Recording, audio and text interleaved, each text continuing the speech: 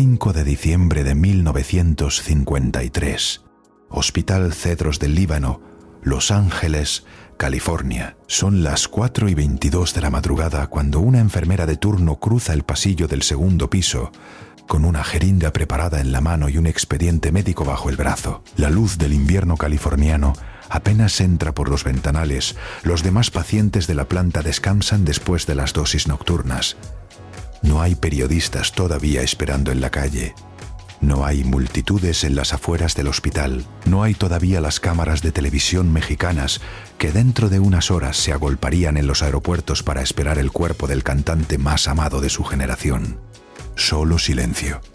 Y dentro de una habitación específica del segundo piso, detrás de una puerta de madera con el número 214, está agonizando en silencio uno de los íconos absolutos del cine de oro mexicano. Ese hombre es Jorge Alberto Negrete Moreno, el charro inmortal, el barítono guanajuatense que durante las últimas 2 décadas había llenado todos los teatros de México con su voz operática poderosa. La figura cuya muerte esa madrugada de diciembre iba a generar uno de los duelos populares más grandes que el espectáculo mexicano del siglo XX había vivido jamás. Pero esa madrugada del 5 de diciembre, Jorge Negrete ya no canta. Apenas respira. Tiene 42 años recién cumplidos. Su hígado, después de varios años de hepatitis crónica complicada con cirrosis acelerada, ya no funciona casi nada. Y al lado de la cama, sentada en una silla con la mano del cantante sostenida entre las suyas, una mujer de 39 años, vestida con un traje sastre oscuro, con el cabello recogido en chombo apretado, con esa elegancia mexicana específica que durante toda su vida adulta había construido como marca personal. Observa cada respiración del hombre con quien apenas 14 meses antes se había casado civilmente en una ceremonia íntima de la Ciudad de México. Esa mujer es María de los Ángeles Félix Ureña, la Doña, la actriz mexicana más fotografiada del siglo XX, la figura femenina más enigmática del cine de oro nacional. Y esa madrugada de diciembre, la viuda legal que dentro de unas horas iba a heredar oficialmente toda la fortuna patrimonial y todos los derechos artísticos del cantante guanajuatense que durante 14 meses había sido su segundo esposo. Pero hay algo que María Félix sabe esa madrugada y que el público mexicano apenas alcanzaba a procesar fragmentariamente. Algo que la prensa rosa mexicana de los próximos días iba a documentar parcialmente sin entender del todo la dimensión completa de lo que estaba ocurriendo. En México, a 3.000 kilómetros de distancia del Hospital Cedros del Líbano, una niña de 12 años recién cumplidos dormía esa madrugada en la casa de su madre, sin sospechar todavía que el padre biológico al que apenas había conocido durante los últimos años estaba agonizando en una habitación de hospital californiano. Esa niña se llamaba Diana Negrete. Era la hija única que Jorge Negrete había engendrado con su primera esposa, Elisa Christie, en 1942. Era la hija que el cantante había abandonado emocionalmente cuando ella tenía 4 años para irse a vivir con la amante pública Gloria Marín. Y era la hija que dentro de las próximas semanas iba a descubrir, con la velocidad específica que las hijas no protegidas descubren su propia vulnerabilidad legal cuando los padres famosos mueren, que María Félix se quedaba con todo el patrimonio patrimonial del cantante, mientras ella recibía cantidades simbólicas que apenas alcanzaban para cubrir los gastos básicos de su educación durante los siguientes años. 72 años después, en marzo de 2026, esa misma habitación 214 del Hospital Cedros del Líbano ya no existe. El centro médico ha sido remodelado completamente en varias secciones durante las décadas posteriores. Pero hay algo de aquella madrugada de diciembre que sí sigue intacto 7 décadas después, en los archivos privados de la familia Negrete y en los testimonios fragmentados que durante toda la segunda mitad del siglo XX fueron apareciendo lentamente a través de empleados domésticos, sobrevivientes, abogados retirados, productores cinematográficos cercanos y un puñado de periodistas mexicanos especializados en la era de oro del cine nacional. Y eso que sigue intacto es una Una historia con 3 mujeres en el centro y un hombre que durante 12 años vivió simultáneamente 3 relaciones íntimas paralelas, sin que ninguna de las 3 mujeres conociera del todo la dimensión completa de lo que las otras 2 habían recibido en términos emocionales reales. Aquí, esta noche, vamos a contar esa historia, pero no desde el ángulo masculino habitual con el que las biografías oficiales suelen reconstruir la vida del charro inmortal. Vamos a contarla desde el ángulo de las 3 mujeres que más cargaron las consecuencias emocionales de las decisiones íntimas de Jorge Negrete durante toda su vida adulta. Elisa Christie, la primera esposa abandonada cuando Diana tenía apenas 4 años. Gloria Marín, la amante pública de 8 años que perdió la guerra final contra María Félix cuando ya pensaba que iba a casarse oficialmente con el cantante. Y María Félix, la esposa final de apenas 14 meses que heredó legalmente todo el patrimonio del charro inmortal, dejando a la hija Diana en una posición legal mucho más vulnerable de la que cualquiera habría esperado para la única descendiente biológica del ícono mexicano más respetado de su generación. Hay 3 cosas sobre la vida íntima de Jorge Negrete que durante 70 años la familia oficial ha intentado proteger con una discreción cuidadosa. 3 cosas que esta noche vamos a descubrir. Primero, las circunstancias exactas en que Jorge Negrete abandonó emocionalmente a su hija Diana cuando ella tenía apenas 4 años para irse a vivir con la actriz Gloria Marín en 1946. Los acuerdos legales específicos que durante los siguientes años marcaron la relación distante entre padre e hija, y el impacto psicológico permanente que esa decisión paterna iba a generar en la niña durante el resto de su vida adulta, hasta que ella misma muriera en 2023, después de escribir un libro biográfico defendiendo activamente la memoria del padre que la había abandonado durante su infancia. Segundo, la naturaleza específica de la relación de 8 años entre Jorge Negrete y Gloria Marín, esa amante pública que durante toda la segunda mitad de los años 40 y los primeros años de los 50 sostuvo emocionalmente al cantante en privado mientras él coleccionaba reconocimiento profesional en público, y que finalmente, en 1952, perdió definitivamente la guerra cuando María Félix entró en escena con la determinación específica de las divas mexicanas que han aprendido durante años a obtener lo que se proponen sin permitir competencia femenina paralela. Y tercero, las circunstancias precisas del matrimonio entre Jorge Negrete y María Félix, celebrado el 18 de octubre de 1952, apenas 14 meses antes de la muerte del cantante, en una ceremonia que durante décadas el público mexicano interpretó simplemente como el cuento de amor final del charro inmortal, pero que según los testimonios fragmentados que han ido apareciendo lentamente con los años, escondía decisiones legales específicas que durante los meses siguientes iban a garantizar a María Félix una posición patrimonial indiscutible que ninguna otra mujer en la vida íntima del cantante podía cuestionar exitosamente en los tribunales mexicanos. Aquí no se hablan rumores, se habla de los testimonios públicos de la propia Diana Negrete, que durante décadas defendió y reveló parcialmente la historia familiar. Del libro biográfico Jorge Negrete, el charro inmortal, publicado por la hija como testimonio personal de la vida íntima del padre, de las declaraciones tardías de Gloria Marín durante los años 70 y de los registros judiciales mexicanos del proceso hereditario, que durante los meses posteriores al fallecimiento del cantante quedaron formalmente archivados en los tribunales capitalinos. Guanajuato, Guanajuato, 30 de noviembre de 1911. En una casa señorial del centro histórico de la ciudad colonial mexicana, a unas cuadras del Callejón del Beso, donde durante toda la primera mitad del siglo XX las parejas guanajuatenses jóvenes se prometían amor eterno bajo los faroles antiguos, nace un niño al que sus padres bautizan en la iglesia parroquial con el nombre de Jorge Alberto Negrete Moreno.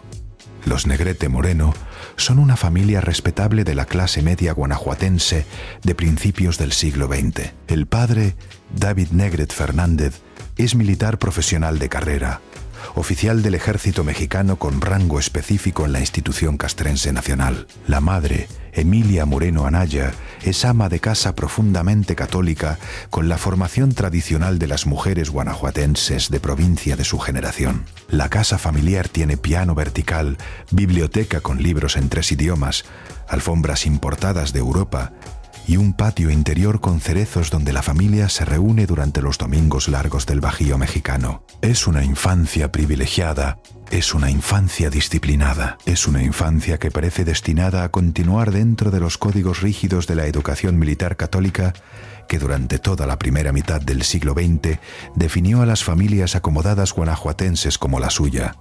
Recuerda esto porque es clave. La infancia de Jorge Negrete no fue una infancia ranchera campesina como la de muchos otros cantantes mexicanos de su generación. Fue una infancia urbana acomodada con disciplina militar paterna, con educación católica formal estricta y con una exposición temprana a los idiomas europeos que durante el resto de su vida adulta iba a ser una de sus marcas personales más distintivas. El joven Jorge aprendió desde niño a hablar inglés, francés, italiano y portugués, además de su español nativo. Fue educado en colegios militares de la Ciudad de México, donde la familia se mudó a finales de los años 20 e ingresó al Colegio Militar Mexicano cumpliendo el destino profesional que su padre David había soñado para él desde antes de su nacimiento. Era, en muchos sentidos, el hijo perfecto para una familia militar conservadora guanajuatense de la época. Estudiaba con disciplina, obedecía sin protestar y proyectaba durante su adolescencia una imagen pública específica de jovencito serio destinado a una carrera militar exitosa dentro del ejército mexicano de los años 30. Pero algo dentro del joven Jorge Negrete iba a quebrar definitivamente esa trayectoria militar prevista durante los próximos años de su vida adulta. Algo que tenía que ver con su voz, con esa voz operática barítona específica que desde temprana edad las personas cercanas a la familia Negrete Moreno reconocían como un don poco común dentro del entorno militar conservador donde el joven crecía. Jorge cantaba en las reuniones familiares, cantaba en las ceremonias religiosas del colegio militar, cantaba durante los descansos entre las clases de instrucción castrense y a finales de los años 20, cuando tenía apenas 18 años recién cumplidos, empezó a sospechar que la disciplina militar que durante toda su infancia había sostenido como destino profesional inevitable no era exactamente lo que su mundo emocional íntimo buscaba como vocación adulta real. Y entonces, sin anuncio, sin despedida, sin escándalo familiar abierto, Jorge Negrete tomó en algún momento de 1931 la decisión que durante el resto de su vida adulta iba a definir todas las trayectorias profesionales posteriores. Decidió abandonar la carrera militar. Decidió desafiar las expectativas paternas que durante toda su infancia había aceptado sin cuestionar y decidió mudarse temporalmente a Nueva York buscando oportunidades en el mundo musical operático estadounidense que durante los años 30 había empezado a recibir cantantes latinoamericanos con cierta apertura económica. Llegó a Manhattan con apenas lo puesto, sin red familiar que pudiera apoyarlo durante los primeros meses, sin contactos profesionales reales en la industria operática neoyorquina, y empezó a sobrevivir, según los testimonios consistentes que aparecerían años después, lavando platos en restaurantes pequeños del barrio italiano de Manhattan, mientras tomaba clases de canto operático con maestros vocales locales durante las pocas horas libres que su trabajo de mesero le permitía. Los siguientes años en Nueva York fueron, según los testimonios consistentes, los años más duros y más formativos de toda la juventud temprana del cantante guanajuatense. Aprendió técnica vocal operática profesional, refinó su pronunciación en 4 idiomas europeos. Conoció a productores musicales latinoamericanos exiliados que durante los años 30 habían empezado a articular redes profesionales informales en la diáspora hispana neoyorquina y empezó a desarrollar la persona pública específica que durante el resto de su carrera adulta sería su marca identitaria. Un barítono mexicano con técnica operática europea, con presencia escénica disciplinada de formación militar, con dominio multilingüe que durante las próximas décadas le permitiría grabar discos comerciales en 4 idiomas distintos para mercados internacionales múltiples. Era una combinación inusual dentro del panorama musical mexicano de la época. Una combinación que durante los años 40 iba a sostener su despegue profesional definitivo cuando finalmente regresara a México con la determinación específica de conquistar el mercado nacional desde las bases técnicas que durante los años neoyorquinos había construido pacientemente. Regresó a México en 1937 con 26 años recién cumplidos. Empezó grabando discos modestos para sellos pequeños del mercado nacional. Apareció en pequeños papeles cinematográficos durante las primeras producciones del cine mexicano que durante esos años empezaba a articular su industria. Y en 1940, después de 3 años de trabajo constante en el mercado local, grabó la canción que durante el resto de su vida lo identificaría públicamente como ícono ranchero nacional. ¡Ay, Jalisco, no te rajes! La canción se convirtió en un éxito comercial masivo durante los siguientes meses. Le abrió puertas en la industria cinematográfica mexicana de los años 40 y lo posicionó para 1941 como uno de los rostros emergentes más prometedores del cine de oro nacional que durante esa década estaba construyendo el periodo más importante de toda la historia cinematográfica del país. Y entonces, en algún momento de 1941, durante una de las producciones cinematográficas mexicanas tempranas, en las que Jorge Negrete participaba como cantante-actor secundario, conoció a una actriz joven, atractiva, de cabello negro corto y ojos vivos, que en aquel momento empezaba a destacar como una de las figuras femeninas más prometedoras del cine mexicano emergente. Esa actriz se llamaba Elisa Christie. Era hija de la actriz mexicana Adela Sequeiro y del actor estadounidense con quien Adela había estado casada durante los años 20. Tenía 21 años. Era 9 años menor que Jorge, y desde el primer encuentro profesional durante el rodaje de aquella producción cinematográfica de 1941, según los testimonios consistentes que aparecerían años después a través de personas presentes durante aquellas filmaciones, se generó entre ambos una conexión emocional que durante los siguientes meses iba a desembocar rápidamente en un noviazgo formal que el cantante guanajuatense, fiel a la formación católica conservadora de su familia militar, decidió legalizar matrimonialmente con la velocidad específica que las parejas mexicanas acomodadas de la época solían imprimir cuando habían tomado decisiones íntimas serias. Jorge Negrete y Elisa Christie se casaron civilmente en algún momento de 1942 en una ceremonia íntima de la Ciudad de México.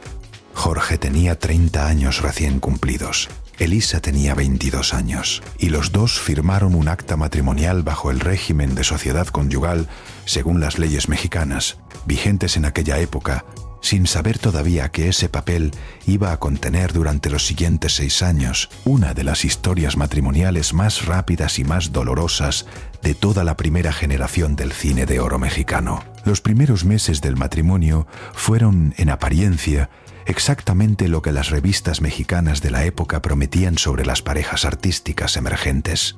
Una pareja joven, fotogénica, exitosa, que aparecía en los programas de radio compartidos, que viajaba a giras profesionales conjuntas, que compraba una casa modesta en la colonia Hipódromo de la Ciudad de México, donde pensaban formar la familia que ambos deseaban.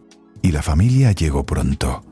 Apenas unos meses después de la boda, Elisa Christie quedó embarazada del primer hijo de la pareja. La niña nació en algún momento de 1942.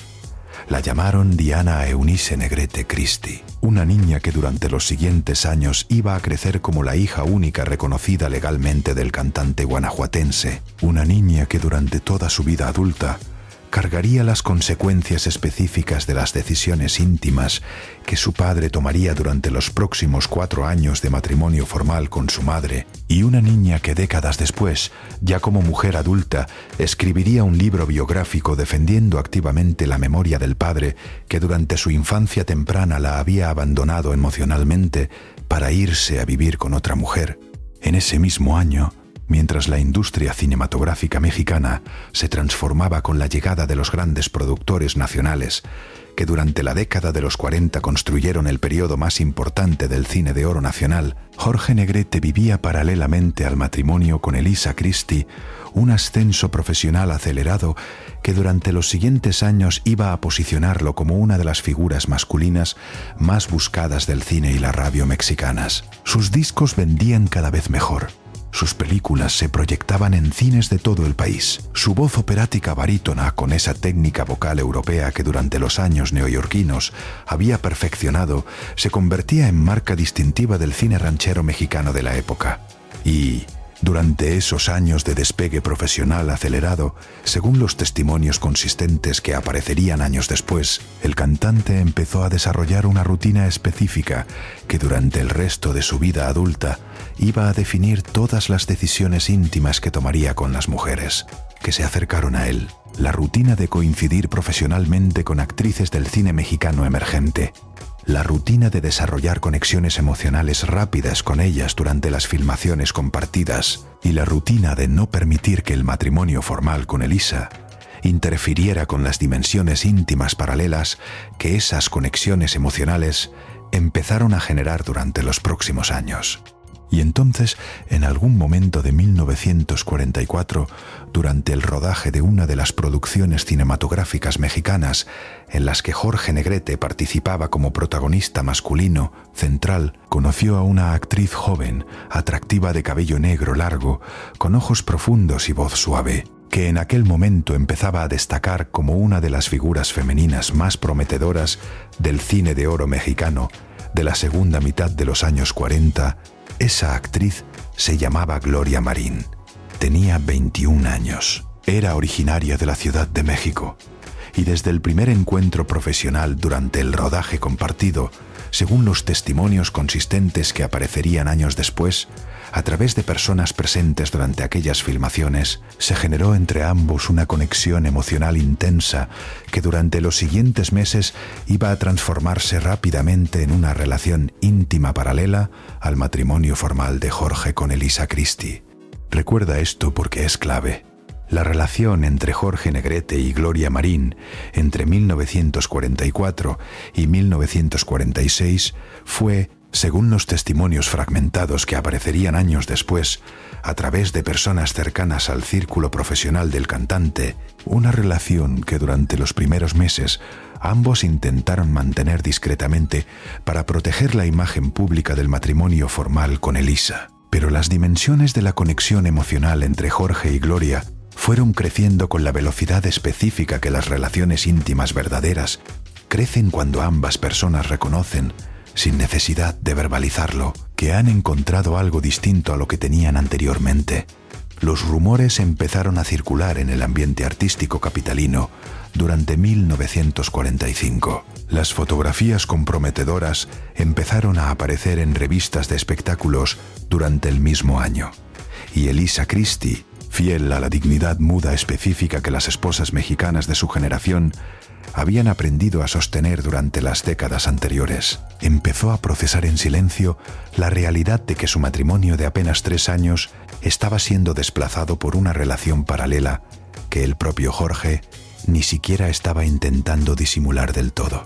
Y entonces, sin anuncio formal, sin ceremonia legal previa, sin las negociaciones civilizadas que el derecho civil mexicano de la época hubiera requerido, Jorge Negrete tomó en 1946 la decisión que durante el resto de la vida adulta de Elisa Christie y durante el resto de la vida adulta de Diana iba a definir todas las consecuencias emocionales específicas que ambas mujeres cargarían durante las próximas décadas.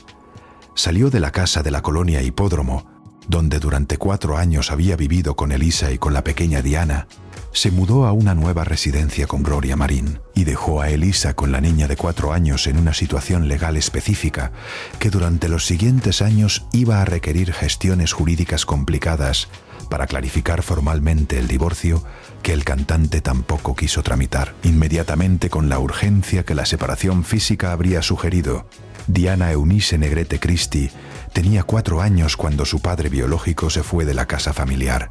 4 años, la edad específica en que las niñas mexicanas de la época empezaban a construir las memorias permanentes sobre la presencia paterna que durante el resto de sus vidas adultas iban a definir su mundo emocional íntimo. Los siguientes 8 años de la vida íntima de Jorge Negrete, entre 1946 y 1952, fueron los años de la relación pública con Gloria Marín, una relación que durante todo ese periodo el ambiente artístico mexicano conocía abiertamente, que las revistas de espectáculos documentaban con frecuencia, que las fotografías oficiales mostraban como una pareja consolidada del cine mexicano, pero una relación que, fiel a la complicación legal específica que la propia Elisa Christie había mantenido al no firmar inmediatamente el divorcio durante los primeros años, jamás llegó a formalizarse matrimonialmente durante todo ese periodo de 8 años. Gloria Marín vivió con Jorge Negrete como pareja oficial, sin certificado matrimonial. Aparecía con él en eventos públicos, acompañaba al cantante en giras internacionales, sostenía la imagen pública de pareja consolidada que durante esos años el ambiente artístico mexicano aceptó sin cuestionar la situación legal específica, que en privado todos sabían que continuaba pendiente. Y mientras tanto, Diana crecía con Elisa Christie en la casa de la colonia Hipódromo, donde durante los primeros 4 años había vivido con ambos padres. Las visitas de Jorge a su hija única durante esos 8 años fueron, según los testimonios consistentes que aparecerían años después, a través de la propia Diana en su libro biográfico, espaciadas y formales, el cantante visitaba ocasionalmente. Mandaba regalos en los cumpleaños, cumplía las obligaciones económicas mínimas que el acuerdo informal con Elisa había establecido. Pero la presencia paterna emocional cotidiana que Diana habría requerido durante esos años formativos quedó definitivamente ausente. Y Diana, durante los siguientes años de su infancia y adolescencia, fue construyendo silenciosamente una imagen paterna específica de Jorge Negrete que estaba marcada por la distancia, por las ausencias prolongadas, por la sensación inquietante de que su padre biológico había elegido a otra mujer y otra vida por encima de la familia original que durante los primeros años habían formado juntos. Hay un tipo específico de hija abandonada por padres famosos que durante toda su vida adulta procesa esa herida desarrollando una lealtad pública aparentemente desproporcionada hacia el padre que la abandonó. Una lealtad que se manifiesta defendiendo activamente la memoria paterna ante cualquier crítica. Una lealtad que se traduce en libros biográficos donde la hija reconstruye selectivamente la figura del padre, omitiendo o suavizando los aspectos más dolorosos de la relación real. Una lealtad que durante décadas el público interpreta como cariño filial puro, sin entender del todo la dimensión emocional específica que subyace a ese cariño. Diana Negrete, durante toda su vida adulta hasta su muerte, en 2023, fue exactamente ese tipo de hija. Defendió activamente la memoria de Jorge Negrete ante los medios mexicanos durante las décadas posteriores al fallecimiento del cantante. Escribió el libro biográfico Jorge Negrete, El Charro Inmortal, donde reconstruyó selectivamente la figura paterna, omitiendo o suavizando varios aspectos dolorosos del abandono emocional que durante su infancia había vivido. Y durante toda su vida adulta sostuvo públicamente una imagen del padre que estaba mucho más cerca de la imagen pública ranchera del cantante que de la realidad emocional íntima que durante su infancia ella misma había experimentado en silencio.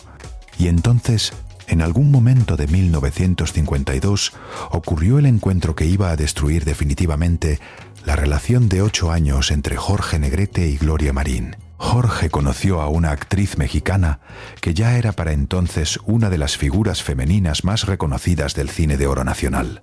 Una actriz cuya carrera profesional había despegado durante la segunda mitad de los años 40 y que para 1952 había construido una imagen pública específica de mujer indomable, fuerte, dueña de sí misma, que en el panorama mexicano de la época funcionaba como contraparte femenina específica de los hombres rancheros tradicionales que durante esos años dominaban la cultura popular nacional. Esa actriz se llamaba María de los Ángeles Félix Güereña.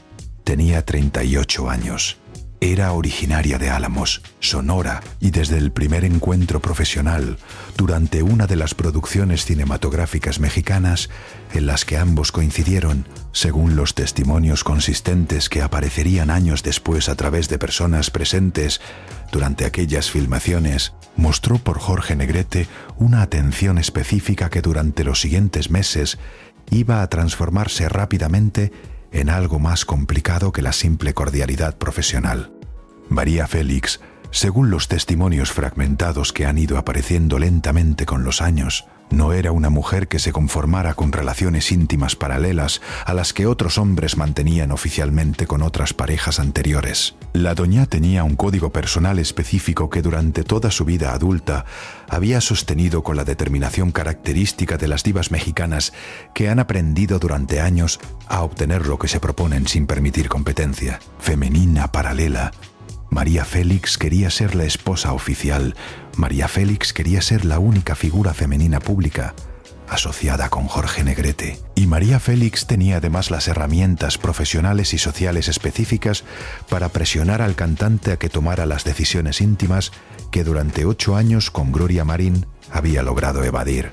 Las semanas siguientes al encuentro entre Jorge Negrete y María Félix fueron, según los testimonios consistentes que aparecerían años después a través de personas cercanas al ambiente artístico mexicano de la época, las semanas más complicadas y más dolorosas de los últimos años de relación entre Jorge y Gloria Marín. María Félix presionó al cantante. Le exigió definiciones formales, le hizo entender con la claridad específica que las mujeres fuertes de su generación habían aprendido a usar en las negociaciones íntimas con los hombres famosos, que la situación legal pendiente con Elisa Christie tenía que resolverse inmediatamente si Jorge quería sostener cualquier posibilidad de relación seria con ella. Y Jorge Negrete, en cuestión de meses, tomó las decisiones que durante 8 años con Gloria Marín había evadido sistemáticamente.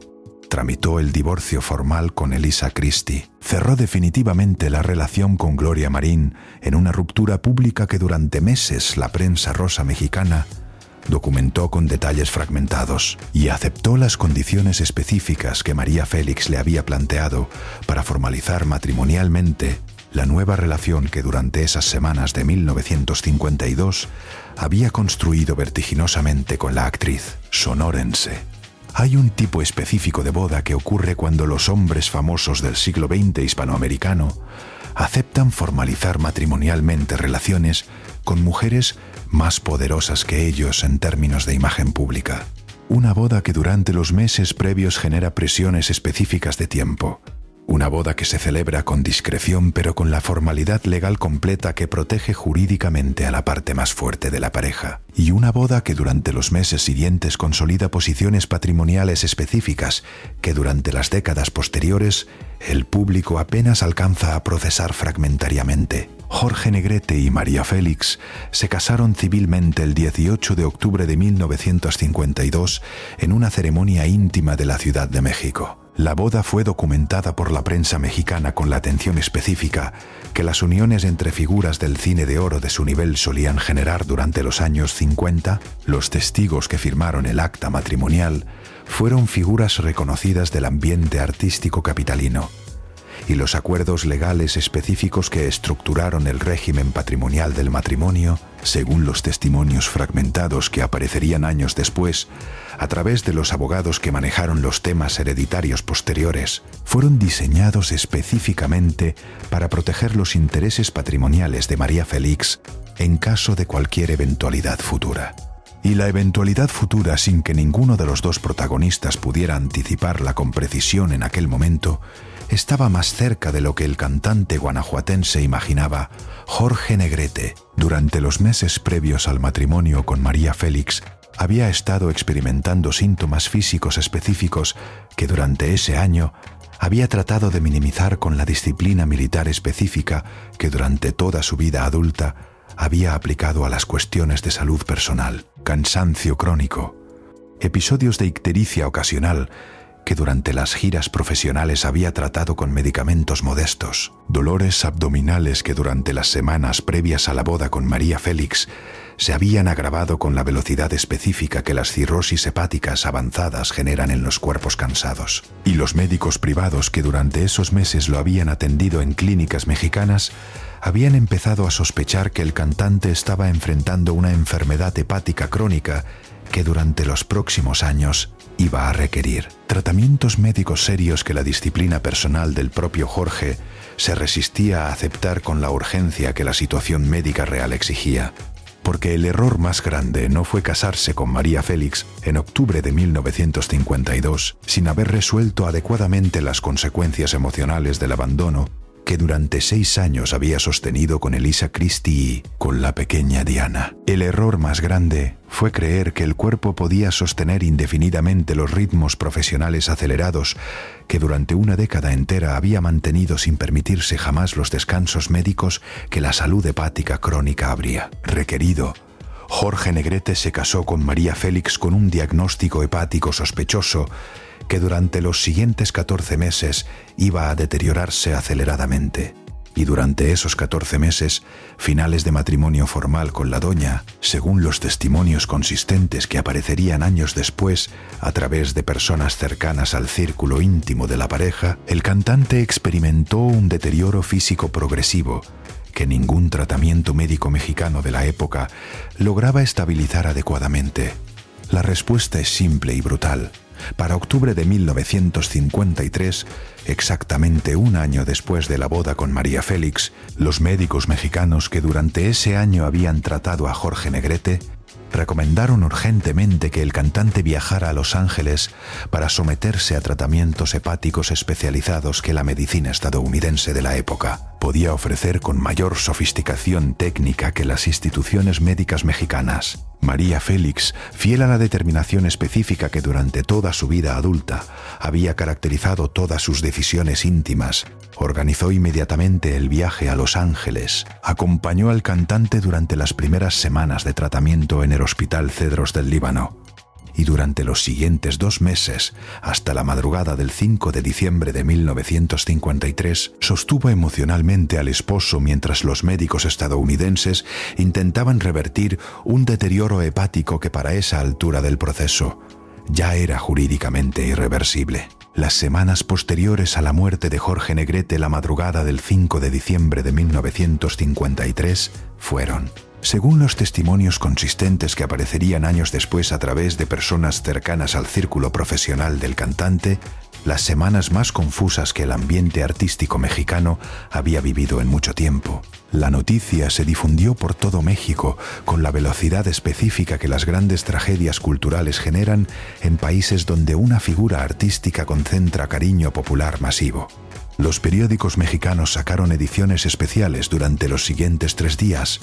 Las radios suspendieron programación normal para transmitir homenajes continuos, y las multitudes se agolparon en las puertas del Panteón Jardín de la Ciudad de México el día del funeral, con una intensidad emocional específica que pocas figuras del cine de oro mexicano habían generado en momentos parecidos. Pero detrás de la conmoción pública masiva, dentro del círculo familiar específico que el cantante había construido durante 12 años de vida adulta, acelerada, las personas más cercanas estaban procesando una situación legal que durante los siguientes meses iba a generar consecuencias específicas que ningún biógrafo oficial alcanzaría a documentar del todo durante las décadas siguientes. María Félix, según los testimonios consistentes de las personas que estuvieron cerca de ella durante esas semanas, ejerció su estatus legal de viuda única con la determinación específica que durante toda su vida adulta había caracterizado todas sus decisiones íntimas. No celebró visiblemente la posición patrimonial que el matrimonio de 14 meses con Jorge Negrete le había otorgado legalmente. No hizo declaraciones públicas reivindicando su posición específica frente a Elisa Christie o frente a Gloria Marín. No participó en las polémicas mediáticas que durante esas semanas se generaron sobre el legado patrimonial del cantante. Hizo algo más estratégico. Contrató inmediatamente a los mejores abogados especializados en derecho sucesorio del Distrito Federal. Inició los trámites notariales correspondientes para establecer su posición jurídica indiscutible como única heredera legal del cantante. y empezó a ejercer con la disciplina específica que la caracterizaba todos los derechos patrimoniales que la legislación mexicana de 1953 le otorgaba sin posibilidad real de defensa legal exitosa por parte de las otras mujeres anteriores de la vida de Jorge Negrete. Mientras tanto, en la casa de la colonia Hipódromo, donde durante los últimos 7 años Elisa Christie había vivido con la pequeña Diana sin la presencia paterna cotidiana, la primera esposa del cantante enfrentaba sus propias consecuencias del fallecimiento con una mezcla específica de duelo emocional contenido y preocupación práctica inmediata sobre el futuro económico de la hija única. Diana tenía 11 años recién cumplidos cuando su padre biológico murió en Los Ángeles. El padre que apenas había conocido durante los últimos años de visitas esporádicas, el padre cuya presencia emocional cotidiana durante su infancia había estado definitivamente ausente, y ahora el padre cuya muerte súbita en California iba a generar consecuencias específicas que durante los siguientes años marcarían toda la trayectoria económica y emocional de la pequeña hija en ese mismo año, mientras la industria cinematográfica mexicana procesaba públicamente la muerte del cantante más amado de su generación. Dentro de los círculos legales privados se desarrollaba una situación específica que el público mexicano apenas alcanzaba a percibir de manera fragmentaria. María Félix, fiel a la determinación específica que durante toda su vida adulta había caracterizado todas sus decisiones íntimas, no inició conflictos públicos contra Elisa Christie ni contra Gloria Marín. Simplemente ejerció los derechos hereditarios que la ley le otorgaba, sin contemplar concesiones específicas hacia las otras mujeres anteriores. Asumió la administración legal del patrimonio cinematográfico y musical, asumió los derechos sobre el catálogo de canciones y películas, y dejó a Elisa Christie y a Diana en una posición específica donde los derechos hereditarios de la hija única quedaban reducidos a las cantidades mínimas que la legislación mexicana garantizaba como pensión alimenticia básica para menores de edad. Recuerda esto porque es clave. Diana Negrete, durante los siguientes años de su infancia, tardía y adolescencia temprana, creció con su madre Elisa Christie, en condiciones económicas mucho más modestas de las que cualquiera habría esperado para la hija única biológica del cantante guanajuatense más famoso de su generación. La casa de la colonia Hipódromo se mantuvo, pero los gastos extraordinarios que las hijas de cantantes famosos suelen poder permitirse en sus generaciones, de privilegio cultural, quedaron definitivamente restringidos. Diana estudió en colegios públicos de la Ciudad de México durante esos años. Trabajó esporádicamente desde adolescente para complementar los ingresos familiares modestos y desarrolló durante esos años una conciencia específica sobre la diferencia entre la imagen pública glamurosa del padre famoso que el público mexicano recordaba con cariño masivo y la realidad económica concreta que ella misma había heredado como hija legítima formal del ícono ranchero nacional, y entonces, sin anuncio público específico, sin escándalo mediático masivo, llegó el destino legal de Gloria Marín durante los meses posteriores al fallecimiento. La actriz que durante 8 años había sido pareja pública oficiosa del cantante sin certificado matrimonial, pero con todas las apariencias de relación consolidada que el ambiente artístico mexicano había aceptado durante esos años, quedó en una posición legal específica que durante los siguientes años iba a definir toda la trayectoria emocional posterior. No tenía derechos hereditarios formales, no tenía propiedades inmobiliarias compartidas que pudiera reclamar legalmente, no tenía hijos comunes con el cantante que le hubieran dado posición jurídica para acceder al patrimonio del fallecido, y descubrió, con la velocidad específica que las parejas informales descubren su propia vulnerabilidad legal cuando las muertes súbitas ocurren sin testamentos previos que las contemplen, que 8 años de relación pública sostenida no se traducían en absolutamente ningún derecho patrimonial sustantivo frente a María Félix. Gloria Marín, durante los siguientes años, continuó su carrera profesional como actriz del cine mexicano hasta su retiro definitivo durante los años 60. Apareció en producciones cinematográficas regulares hasta que la industria mexicana empezó a transformarse hacia los nuevos formatos televisivos durante esa década. Y, durante los años 70, dio algunas entrevistas tardías a periodistas mexicanos donde, sin nombrar directamente los detalles legales específicos del periodo posterior al fallecimiento de Jorge Negrete, dejó pistas suficientes sobre lo que había vivido emocionalmente durante esos meses críticos de 1952, cuando María Félix entró en la vida del cantante con la determinación específica que durante esas semanas había desplazado para siempre los 8 años previos de relación íntima sostenida entre Gloria y Jorge. Hay un tipo específico de mujer abandonada por un cantante famoso del siglo XX que durante toda su vida adulta procesa esa herida desarrollando una dignidad pública aparentemente desproporcionada hacia la situación real vivida. Una dignidad que se manifiesta evitando declaraciones públicas reveladoras durante años. Una dignidad que se traduce en silencios estratégicos cuando los periodistas insisten sobre los temas más dolorosos. Una dignidad que durante décadas el público interpreta como elegancia femenina pura, sin entender del todo la dimensión emocional específica que subyace a ese silencio. Gloria Marín, durante el resto de su vida adulta hasta su muerte en 1983, fue exactamente ese tipo de mujer. Mantuvo silencio público sobre los detalles más dolorosos del abandono de 1952, sostuvo elegancia profesional durante todas las apariciones públicas posteriores y durante toda su vida adulta protegió la memoria de la relación con Jorge Negrete con la dignidad específica que las actrices mexicanas de su generación habían aprendido a sostener como código personal silencioso. Y aquí empieza el verdadero exilio.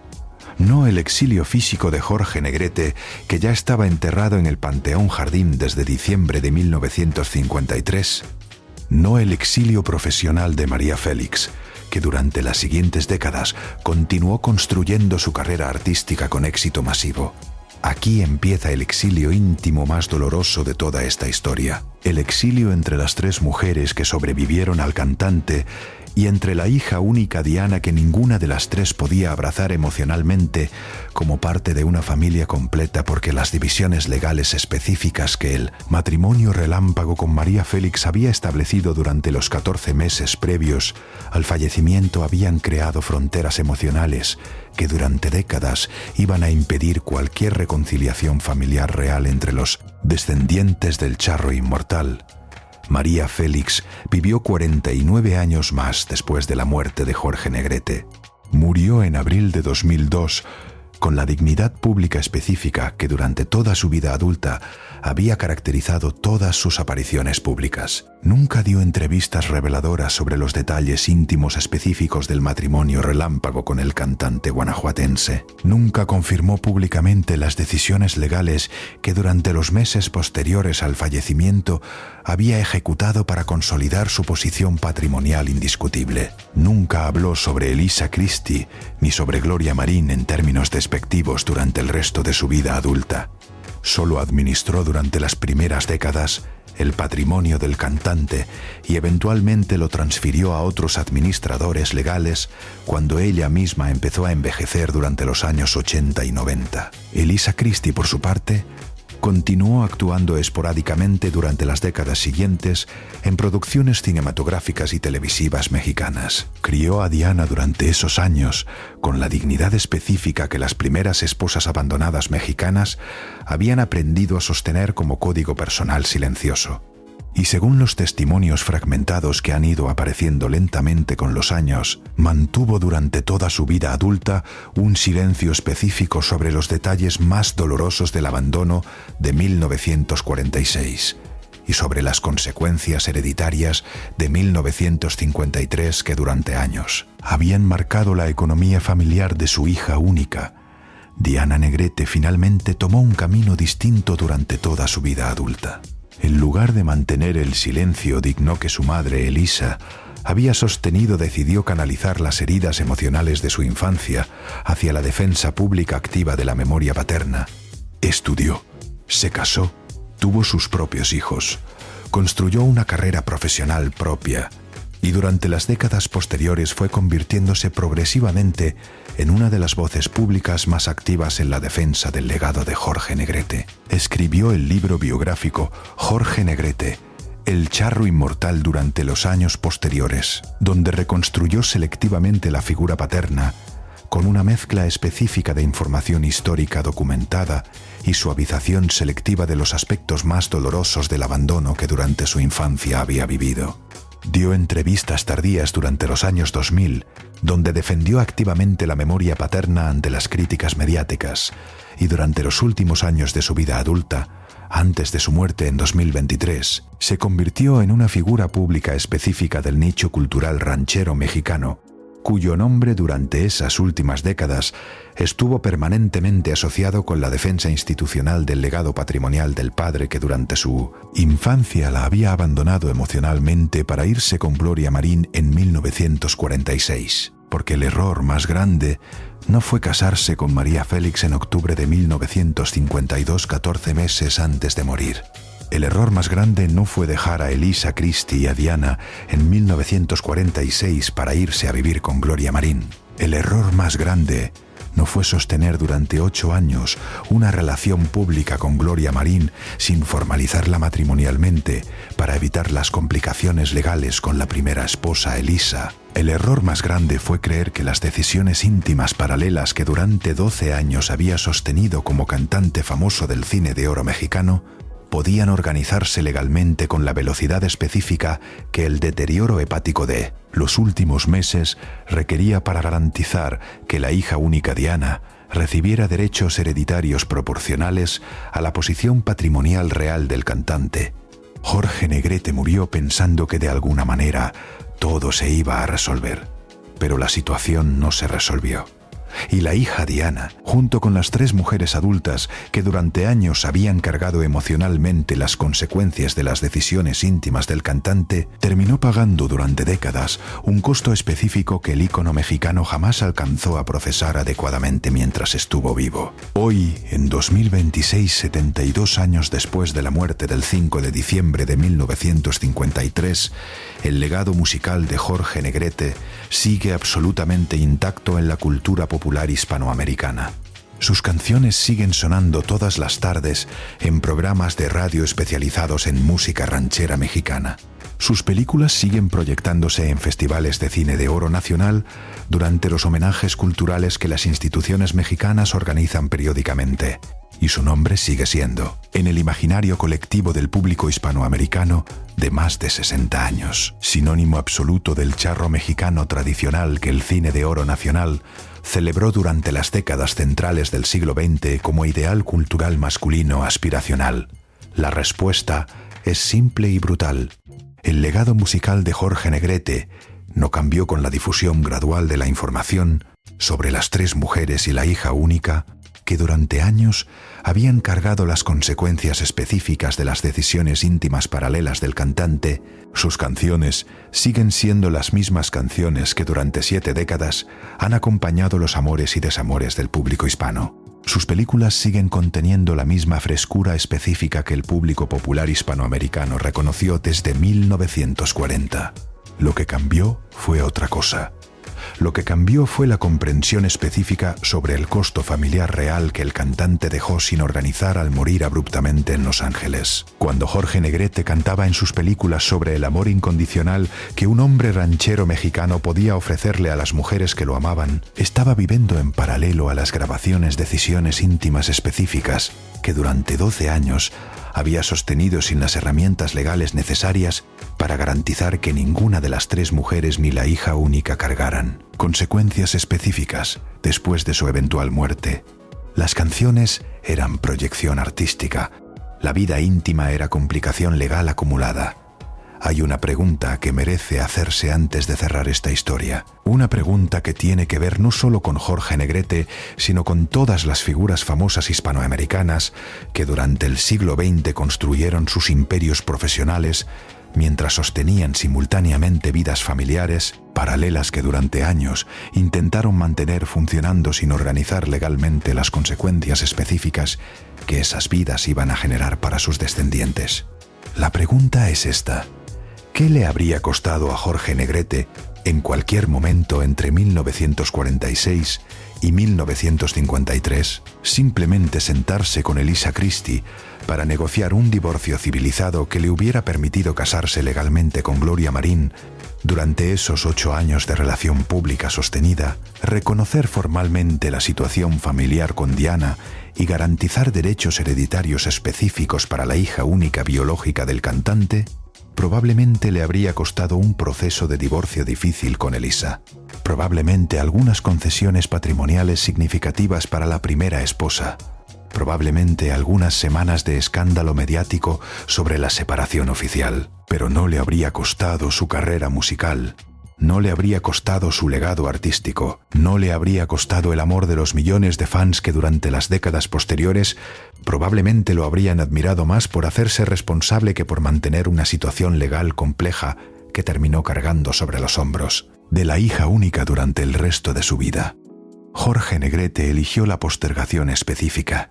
Eligió creer que las cosas se resolverían eventualmente sin tomar las decisiones legales difíciles que la situación realmente requería. Y al elegir esa postergación sin saberlo del todo, condenó a su propia hija a heredar las complicaciones específicas que él mismo no quiso enfrentar mientras estuvo vivo. Al final, la historia de Jorge Negrete no se cierra con la cirrosis hepática que se lo llevó la madrugada del 5 de diciembre de 1953 en aquella habitación del Hospital Cedros del Líbano de Los Ángeles.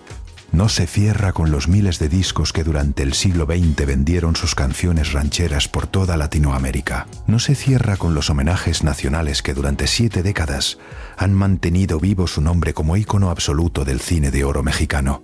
Se cierra con un libro biográfico titulado Jorge Negrete, el charro inmortal, escrito durante décadas por la hija única Diana Negrete como gesto silencioso de defensa permanente hacia la memoria del padre que durante su infancia la había abandonado emocionalmente.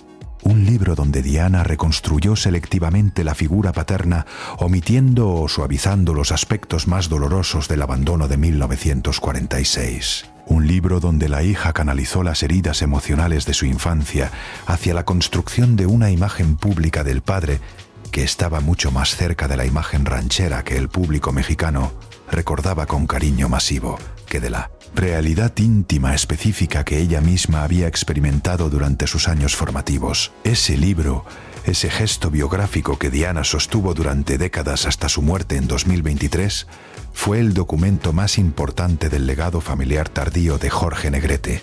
Más importante que cualquier disco musical grabado.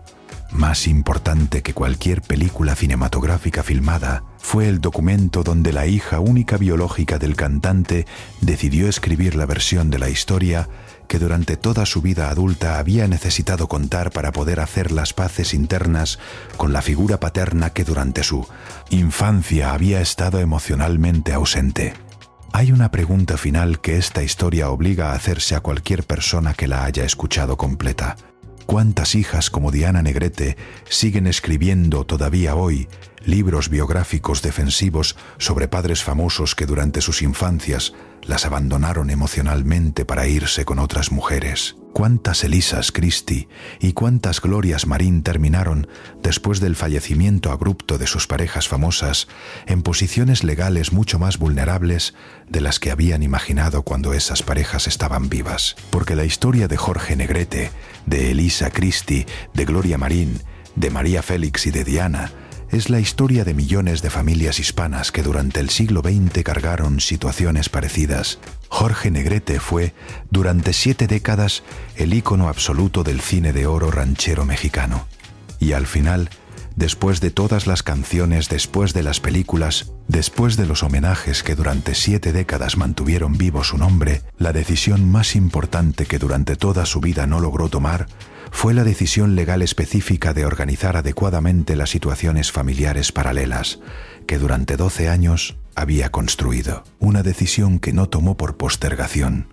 Una decisión que el destino no le permitió tomar porque la cirrosis hepática se aceleró en Los Ángeles antes de que cualquier resolución legal posterior fuera posible. Y una decisión que sigue colgando, simbólicamente, en un libro biográfico publicado durante las décadas posteriores, donde la hija única Diana decidió contar la versión defensiva de la historia familiar que durante toda su vida adulta había necesitado construir para hacer las paces, internas con un padre que durante su infancia había estado emocionalmente ausente sin que ella alcanzara nunca a entender del todo las razones específicas de aquella ausencia paterna fundamental.